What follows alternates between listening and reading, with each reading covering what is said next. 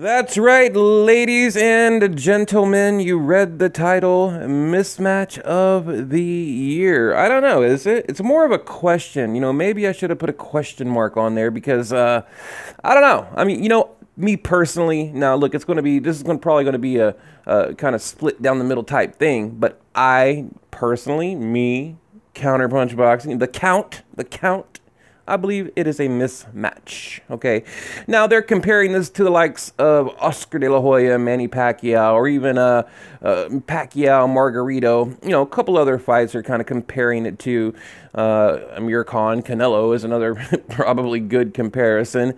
But Mikey Garcia and ERROL Spence. Now, one good thing, one detail I do like about it, they're talking about Cowboy Stadium, or AT&T Stadium, shall I say, in Dallas, Texas. So I do like that because I'll get my press credentials and I'll cover the fight for you guys, and that'll be cool.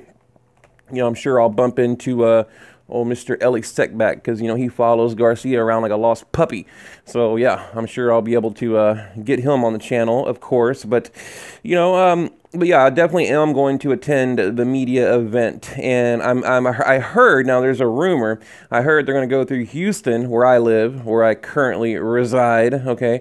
And I'll definitely make that. And then, of course, go there like during the weigh-in and on fight night. So I'm excited. But, everything I've heard, it's not a done deal. It's like it's a done deal, but not a done deal. It's like, wait. It's a done deal, but not a done deal. One of those kind of deals, right? It's one of those deals where it's a done deal, but not a done deal. So it's a done deal, basically. So, that's boxing boxing talk. So it's a done deal. But now look, I'm going to read a few clips that I took today, and just to kind of break it down for you. And Mikey Garcia going for his, let's see, fifth, I believe, title, divisional championship. I mean, crazy, right? Maybe he's trying to catch up to like Manny Pacquiao, something like that, trying to tie or maybe beat that record. But we'll get into it. Let's get into it a little more. Oh, let me show you this real quick. Right here. Look how far, I just want to show you guys, look how far Tyson Fury has come. Dude weighing like 400 pounds, down to, his fighting weight, looking like a prime Tyson Fury. It's just really cool. I put this in my group, you guys want to check it out, Counterpunch Boxing, as a proof. You never know what will happen next in boxing. Pacquiao signing with Al Heyman, question mark. Canelo moving to 168. Tyson Fury, Deontay Wilder, Mikey Garcia, ERROL Spence. Like, you never know. And it's crazy because you don't. Now, let me just read a few things that will kind of put it all into perspective and give you guys the details that you need on the fight. Okay. And by the way, I'm trying to kind of, get away from all the I don't know, mainstream boxing news, the clickbait, like a lot of these other channels out there, they thrive on that, right? So I'm trying to give, these other guys a little bit of shine, right? Because we're always talking about Gennady Golovkin, Canelo, whoever it may be, okay? And we have a great fight coming up tomorrow. Let me see if you can guess in the comment section what fight am I talking about coming up tomorrow, and I'm going to be making a couple of videos on that one as well. But right here, Spence Garcia, a match between two undefeated pound for pounders in their respective prime. Okay, the 28-year-old Spence, blah blah blah, is the IBF World Welterweight champion, widely considered to be the most formidable fighter in the division. Okay, of course, Mikey Garcia, 39-0, 30 KOs, holds the WBC lightweight strap. He's won titles at 126, 30, 35, and 40. So I think this article might be old, actually, with the WBC, because I thought he just vacated the IBF, actually. But as far as the titles go, I mean, come on, 126, 130, 35. So basically, ERROL Spence is fighting a guy. He's a 126-pounder, okay? And we know Spence, he's a big welterweight, okay? Dude is like, I mean, you might as well call him a light middleweight. And he'll admit that, even like a Kell Brook. Kell Brook will admit that, they're really big for their division. So, I mean, this is crazy to me. Crazy. And I'll tell you, and I'll give a prediction, now it's kind of a quick prediction. It might change, but I'll tell you what I think will happen. Now, here, this is what I was talking about earlier when, oh shit, I lost my page. When I was talking about Pacquiao fighting Marquez, not Marquez, but, damn, where'd it go? Yeah, right here. Pacquiao fighting Oscar De La Hoya. Okay, there was a similar outcry in 2008 when Manny Pacquiao jumped, son of a bitch, jumped from 135 to 147. Pacquiao pummeled Oscar De La Hoya into retirement, but Oscar was a shell. Spence is entering his prime. Okay, so there's the difference. I hear a lot of people talking about, well, Pacquiao did this, Pacquiao did that. Well, yeah, but you have to remember Oscar De La Hoya, he was washed up. Like he was a shell of what he once was. Texas native isn't just bigger and stronger than Garcia. He's bigger, stronger than most welterweights and probably most junior middleweights too. Okay, I repeat, he's bigger than welterweights and probably bigger and more powerful than a junior middleweight, 154 pounder. Okay, very true. This is all very true. And I think that really that carries Spence through a lot of trouble. What he lacks in, I don't know, ring IQ, ring generalship, his ability, his skills is not, I think he makes up for it in just overwhelming power, strength, and size. We've seen a lot of fighters do that. They just depend on, or rely on being the bigger guy in the ring. And then eventually it's kind of like fake it till you make it, right? Fake it till you make it. And eventually they acquire all the skills and they're great. And that's how I see Spence right now. I see a lot of flaws. Like Robert Garcia is going to talk about, I'll read what he says. He sees flaws in him right now like I do. And it's kind of like fake it till you make it. And just rely on your size and your power until you get there, And you know what? Hey, there's nothing wrong with it. I'm not criticizing it, but that's exactly how you could describe Spence in my book. Okay.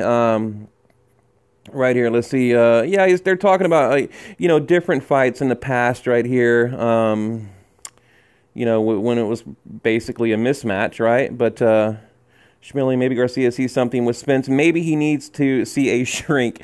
Maybe Garcia sees something with Spence. Maybe he needs to see a shrink, or maybe he's crazy like a fox. Okay. Earlier this week, a Twitter post that found its way to my feed caught my eye.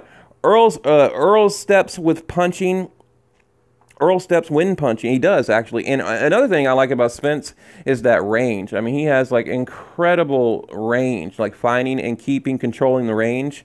Doesn't change rhythm. Earl didn't probe and control his opponents much until versus Peterson growth. Okay, he'll lose if he doesn't feint more, stop, step, punch, and add more angles. Okay, now this is what they're talking about, basically.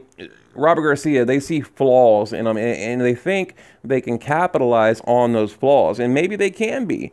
Maybe they can be, but I don't know. I think, I'll tell you. Well, I'll tell you what. I think Spence is going to knock him out. I really do. If you want my honest opinion, I think Mikey Garcia is going to get caught. He's going to get knocked out, and that's it. And, whatever happened to, like, cleaning out your own division? Like pick a division and stay there, right? And we know Mikey Garcia, he looked a little flabby at 140 in the Lipinets fight. So, Sergey Lipinets or whatever, he looked a little flabby, okay? Not a lot of tone, and I made that comment when I was actually live during that fight, and I was like, man, he looks like just like some dude you would see at a boxing gym. Like, he doesn't look like a boxer, and we talked about different body types, like a Sergey Kovalev and things like that, how, they don't really have that traditional cut, lean boxing body. And, especially Mikey Garcia at 140, he doesn't have that tone and that shape, So when the bell rings, it ain't about weight, it's about boxing, he continued. Floyd Mayweather was smaller than most of the welterweights he fought. Mikey is one of the smartest, most fundamentally sound fighters in the world today. If you have the skill, technique, and fundamentals at the world-class level, you can outbox anybody. It's been reported that Garcia may enlist the help of snack nutritionist Victor Conte for his fight, blah, blah, blah. And we all know the Balco scandal, right? The former, or Balco, not Balco, Balco scandal, dealing steroids in 2005. You guys should look that up. If you really want to watch a good documentary or just read some good articles, just Google, Balco 2005, and there's some good documentaries. There's one called In the Sewer. Now, that's about the corruption in boxing. Like, you know, I hear a lot of people talking about how there's no corruption in boxing, whatever. Just that's another good documentary that I would recommend to you guys to watch. And they give you like case after case examples, and it's called In the Sewer. Okay, great documentary. It's old. It's an oldie. It's oldie but what do you call it? Oldie but goldie, but it's good. Okay. Now, they were check this out. Now, I read this and I had to kind of go back and read it again. Conte assisted longtime featherweight Juan Manuel Marquez when he moved up to welterweight to face Manny Pacquiao in 2012. Okay, Marquez didn't come close to dropping Pacquiao in 36 previous frames. He accomplished it twice during the fourth encounter. The second knockdown left Manny's face first in the canvas even well after the fight was stopped. And we all remember that iconic just Pacquiao flat down on the mat, had on what I can picture in my head, gray shorts with blue trim, yellow writing, something about like some kind of cashew nuts on the back or some kind. I mean, I remember, I think he had on blue gloves. I mean, I remember, that's how well that iconic picture is engraved in my head. I can describe it for you. But they're talking about how Victor Conte, how he was like helping Juan Manuel Marquez during that fight. And look what happened. He got a knockout. And we all know that Marquez was juiced the hell up. Anyone out there who you know, wants to lie to yourself, disagree, whatever, come on now. Come on, people. Come on, people. Marquez, you know, piss drinking, juiced the hell up when he knocked out Pacquiao. You know, I mean, he looked like this little Hercules. You know, the dude like ran out of the ring after the fight, like, you know, all aggressive. Like, he was a madman. He looked like a little Hercules. You know, there's footage of him like breaking the speed bag and shit like that. Like, dudes in training camp like broke the damn speed bag, you know, like hurting people's hands on the mitts and all that.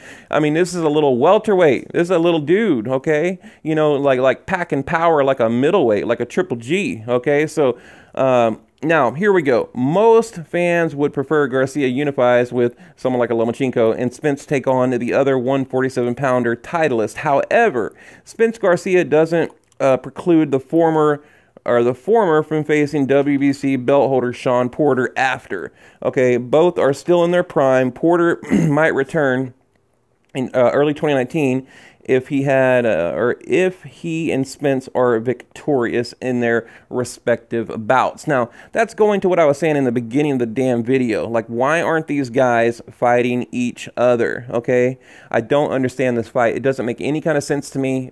Please, someone help me with this, and please help me understand why other channels out there are defending this crap. I don't get it. You know, as a boxing fan, like, okay, cool, I want to see it. You know, you always want that story, right? You know, the underdog, the little dude coming up from 126 is going to come up and beat a middleweight, you know, in his prime. Sure, okay, we love those, you know, Sugar Ray Robinson moments, but you know, is it going to happen? I highly doubt it. I highly doubt it. And what risk is there other than getting KO'd and now you're no longer undefeated? But with Mikey Garcia, you know, say, hey, I moved up, I took a risk, I lost, and I'm going back down to where I belong, and I'll take my $4 million with me. You know, thank you very much. And now, you know, people have a ton of respect for me because I had the balls to move up and do it, you know, to fight Spence when other people are clearly ducking him. Keith Thurman, right? Now, it is the second IBF belt Garcia has vacated this year. February, he moved up to junior middleweight and outpointed Sergey Lipinets to win a 140-pound title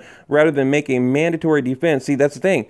He didn't, instead of making that mandatory, he moved up. And I was the first guy to get on social media and criticize Mikey Garcia for it. I'm like, no, this is not what you don't win a belt and move up and win a belt and move up. And I mean, really, we criticize guys like Canelo and all these other people for doing it, but not Mikey Garcia. There is a double standard. Now, you know, this will probably be one of the rare times you hear me defend Canelo, but come on, you know, you have to at least have a title defense, like a, you know, and that's where I take issue with, I think, one or two of Pacquiao's belts where there were no title defenses. So, you know, I don't like that. I don't like a guy to jump up, grab a belt, and vacate. You know, so does that really, can you really make the claim that you're a multi-divisional champion you know, a two-time, two-divisional, three-divisional, four-divisional champ. If you, I don't know. I don't really buy that. I think you should at least be you know, required. It should be mandatory that you have at least one title defense to be able to call yourself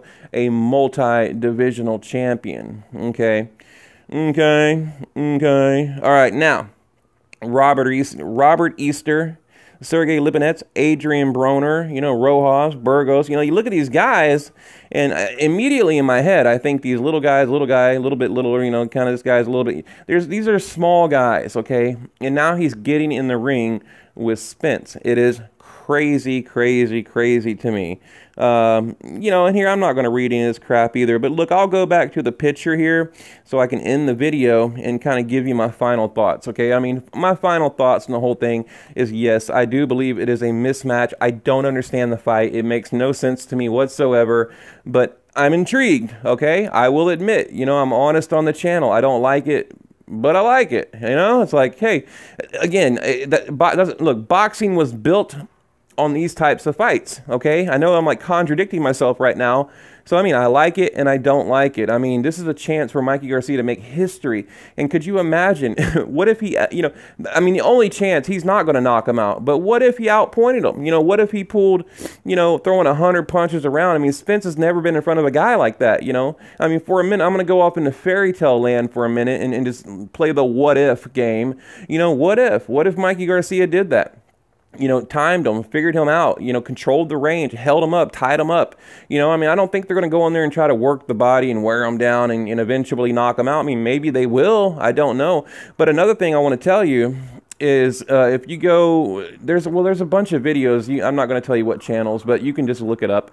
You got Mikey Garcia fighting guys that are like heavyweights. I mean, they're boxing fans, right? You know, fighting the big bodybuilder dude. I forget his name. The big Mexican bodybuilder just beats his ass. You know, this other big dude like running his mouth, you know, beats his ass, right? You know, and there's, you know, well, I say sparring. I mean, it's, I mean, you can call it sparring, but they're at 100% power with headgear. And then he fought another guy where the homeboy had headgear. Mikey Garcia did not have headgear, you know, still just completely schooled the guy, you know, fighting UFC guys, all this stuff. So, you know, I mean, he's tough. He's tough as nails, but I didn't like the way his body looked at 140. Like, just quickly do that. Like, when you cut off the video, go check it out. I mean, he looked flabby. He didn't look like a boxer. He looked like a dad. You know, he had and I even put that in my post. I was like, Mikey Garcia rocking the dad body.